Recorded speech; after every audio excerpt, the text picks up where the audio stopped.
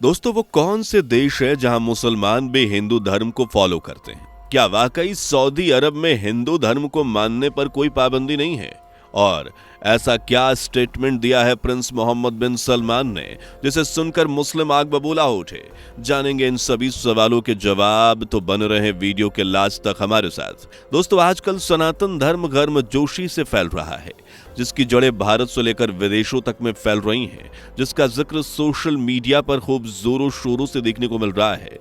जहां सनातन धर्म से जुड़ने वालों की तादाद लगातार इंक्रीज हो रही है, तो अगर यही हाल रहा तो वो दिन दूर नहीं जब पूरा वर्ल्ड सनातनी हो जाए। और ऐसा हम नहीं, बल्कि इस वीडियो में साफ साफ दिख रहा है।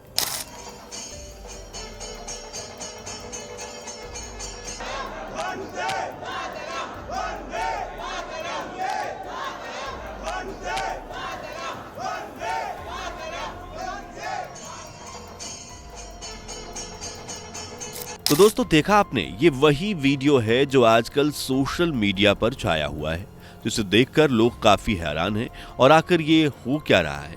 कैसे एक मुस्लिम कंट्री सनातन धर्म को अपना रहा है?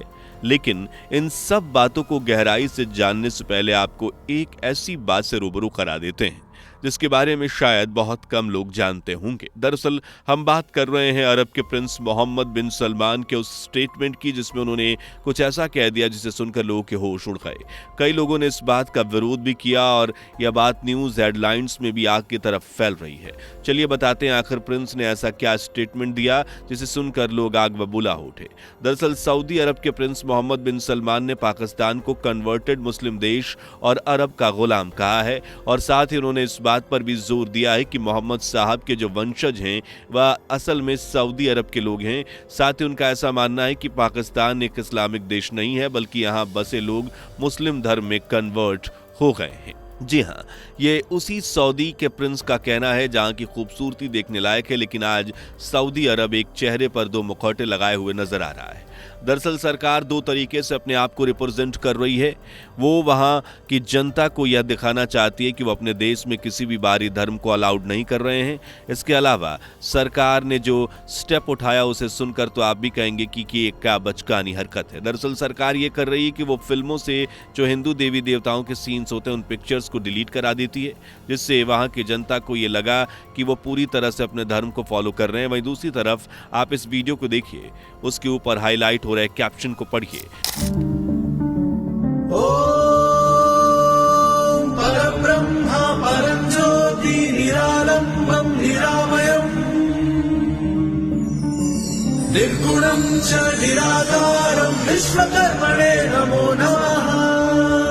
वीडियो में साफ तौर पर दिखाया जा रहा है कि जो लोग हिंदू धर्म को मानते हैं और अगर वो सऊदी अरब में रह रहे हैं तो उनके लिए उनके धर्म पर कोई भी पाबंदी नहीं है। वह अपनी पूजा पाठ को बिल्कुल विधि विधान से कर सकते हैं, और सऊदी अरब सरकार ने इस पर लगाए सारे प्रतिबंध हटा लिए हैं।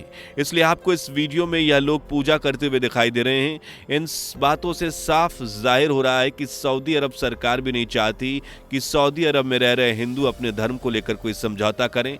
ऐसा पूरे अरब में फॉलो किया जा रहा है। शायद यही वजह है कि यह बात किसी को भी पसंद नहीं आ रही है। इन सब चीजों से एक बात तो साफ जाहिर है कि सऊदी अरब में हिंदू धर्म अपने पैर पसार रहा है। खैर, ये बात तो थी सऊदी अरब की, जहां हिंदू धर्म तेजी से फैल रहा है, लेकिन इस बात को भी हम नकार नहीं सकते कि संयुक्त अरब अमीरात में जो अभी मंदिर बना था उसमें भी भारी संख्या में लोगों की भीड़ दिखाई देती है, और इसमें केवल हिंदू नहीं बल्कि मुस्लिम लोग भी बढ़ चढ़कर हिस्सा ले रहे हैं। इसके कई रिकॉर्डेड वीडियो भी सामने आए जिसमें साफ तौर पर देखा जा रहा है कि हिंदुओं के साथ साथ अरब में मौजूद मुस्लिम लड़कियां यानी शेखों की बेटियां जो पूरी तरह से अपने धर्म को फॉलो करती हैं वो भी आज मंदिरों में जा रही हैं। जी हां, आप बिल्कुल ठीक सुन रहे हैं, हम बात कर रहे हैं शेखों की बेटियों का जो मंदिरों में जा रही हैं। आपको हमारी बात पर यकीन नहीं हो रहा है तो आप ये क्लिप देखिए।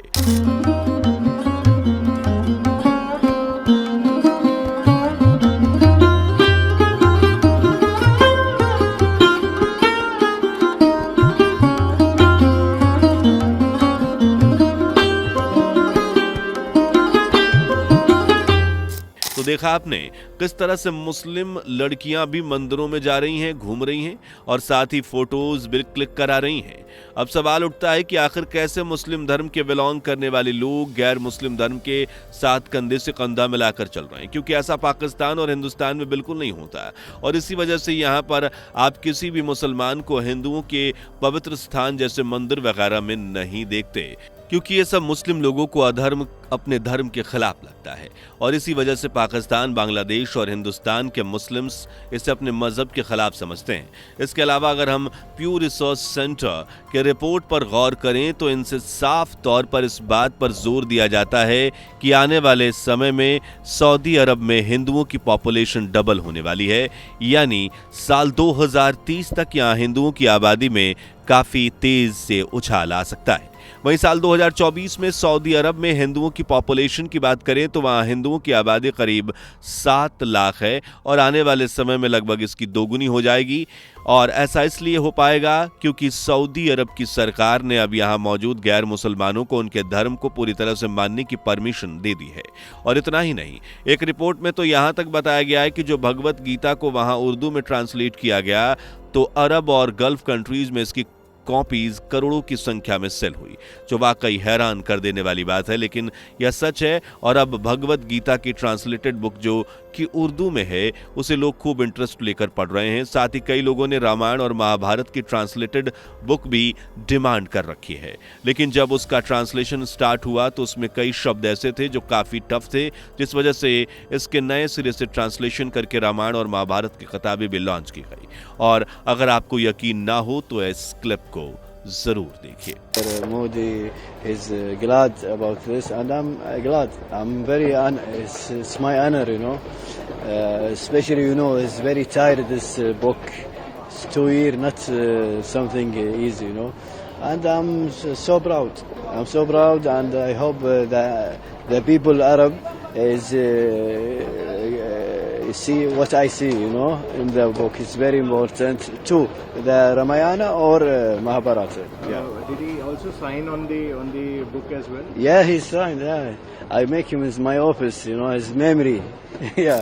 जहां दो लोग प्रधानमंत्री मोदी के सामने इन किताबों को लेकर आए हैं और साथ ही वे इस किताब की इंपॉर्टेंस के बारे में भी बात कर रहे हैं, जहां उन्होंने साफ तौर पर कहा कि यह किताब उनके लिए किसी गोल्डन बुक से कम नहीं, जिसे वह हमेशा एक मेमोरी के रूप में अपने पास सजा कर रखेंगे। साथ ही नरेंद्र मोदी को भी थैंक्स कहा। और दोस्तों, इसके पीछे का कारण बस इतना है कि सऊदी के लोगों ने जब भगवत गीता पढ़ी तो उनके अंदर रामायण और महाभारत के बारे में जानने की जिज्ञासा दोगुनी हो गई। और इसी वजह से अब अरब के राइटर भगवत गीता के साथ साथ दूसरे सनातन ग्रंथों पर अपनी कलम चलाएंगे, यानी कि अरबी में इसका अनुवाद करके सामने लाएंगे। इसके बाद जो हमें कुवैत में देखने को मिला, इसे देखकर हमारी आंखें फटी की फटी रह गई, क्योंकि यहाँ लोग भगवत गीता को किसी शौक के तौर पर नहीं पढ़ते, बल्कि इस किताब का उनके ऊपर असर दिखाई दे रहा है, जिससे पूरी दुनिया में ईसाई ही नहीं बल्कि मुस्लिम, यहूदी सभी सनातन ग्रंथ की ओर आकर्षित हो रहे हैं, जिससे साफ तौर पर जाहिर हो रहा है कि आने वाला वक्त सनातनी लोगों का होगा। जब हम सनातनी धर्म के बारे में इतनी सारी बात कर ही चुके हैं तो चलिए अब आपको बता देते हैं कि आखिर सनातन धर्म क्या है। सनातन धर्म, जिसका अर्थ है शाश्वत या सदा बना रहने वाला, यानी एक ऐसा धर्म जिसका ना तो कोई आदि और ना अंत, और इसका सबसे बड़ा केंद्र है भारत। आज से 70 से 80 साल बाद भी सनातनी कल्चर की लहर होगी। वैसे हिंदू धर्म को दुनिया का सबसे पुराना धर्म कहा जाता है। इसकी जड़ों पर गौर करें तो ये आज से लगभग 12,000 साल पुराना है। इस्लाम और ईसाई धर्म के बाद हिंदू धर्म को तीसरा सबसे बड़ा धर्म माना जाता है। वहीं हिंदू धर्म को सनातन धर्म या वैदिक धर्म भी कहा जाता है। वेदों के अनुसार हिंदू धर्म को 4 युगों में बांटा गया है: सतयुग, त्रेता युग, द्वापर युग और कलयुग, जिसमें से कलयुग अभी चल रहा है। वैसे दोस्तों, आपको क्या लगता है, क्या सनातन धर्म वाकई में दुनिया भर में फैल रहा है और क्या एक दिन पूरी दुनिया में हिंदू धर्म का नाम गूंजेगा? अपनी राय हमें कमेंट करके जरूर बताएं। वीडियो पसंद आई हो तो वीडियो को लाइक करके चैनल को सब्सक्राइब कर लीजिएगा। मिलते हैं ऐसे ही किसी नॉलेजेबल वीडियो के साथ, तब तक के लिए bye bye and take care. दोस्तों, आपको स्क्रीन पर 2 और वीडियोस दिखाई दे रही हैं, जिसे देखने के लिए स्क्रीन पर क्लिक करें।